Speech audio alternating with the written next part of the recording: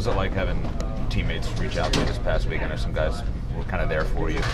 Yeah, it's been great. Like the amount of support that everyone's shown has shown like how much of a family Pitt is really is. Like all the coaching staff, all the players, past players, people just from the city have reached out, and it's been like so nice having everyone just show their support for me and back me in this week, and it's been like great for my confidence, which is really good. This is a situation where you can kind of learn a lot from adversity. Yeah, definitely, and like it's great to know like obviously not great that it happened, but it's great that I can take this opportunity to learn from it and build on it. I still have a couple of years and like to move forward and get better and use this as a learning curve for myself. Who are some of those people from outside the program that reached out to you? Well, I had a lot of the other punters. I'm friends with actually Blake O'Neill, who was the punter at Michigan a couple of years ago, and he had that same sort of the drop snap, and he reached out and said, keep pushing forward, keep reaching. And it was actually really nice to hear like that from firstly another Australian, but another guy who's been through that same sort of thing and has responded really well from it. So that's what I tried to come out today and respond to the adversity from last week and do really well. Were you prepared to be the holder today if need be? If need be, but we always made sure that Jake he's in the first ring and let him do his job. When did you know he was playing this week? I'm not sure. I think that was just a team decision, to be honest. How much did it help just to get out there and get the nerves out of the system and get through the first punt and things like that? Yeah, it's all like even in the pre-game, just warming up and having the fans in the crowd. It was just getting a couple of punts off and hitting a couple of nice balls is always good just to go like, yeah, I can still do this. Like, this is what I'm here to do and succeed. What did it mean to you, Kirk, that your last punt was down at the 1? Even though they scored, it was a 99-yard drive. It took up a lot of time. You know that you played a role in this victory in that sense. Yeah, it was really nice. It's great for the confidence going into next week. It shows that like if we can do it once, we can definitely do it again. So it'd be nice. Maybe not the first time, not the first or the last time I'm going to pick someone at the 1. So we'll try and get that eventually as well. Did you talk to Jordan at all this week? Yeah, I did. I reached out to Jordan.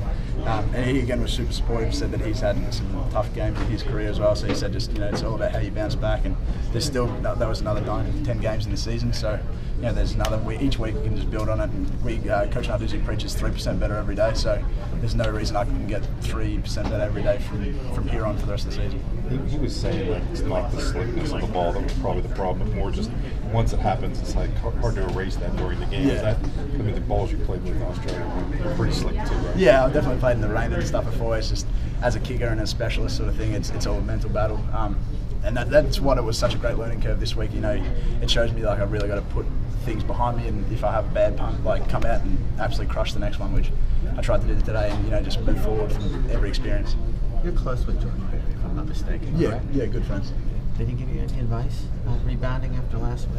Not really. It was just he just sort of spoke to me as a friend during the week and just said, just take a deep breath. You're still a punter. You still can kick a good ball. There's a reason you're there. There's a reason that they recruited me, and it was just nice to hear that. Like everyone supported me, and he just sort of went through the same. Responded today, right? What was the key to that, to bouncing back? Just taking each punt as it comes, not getting caught up with last week or the last punt or the last 2 punts. Just go out there and help the team as much as I can, help us get that win.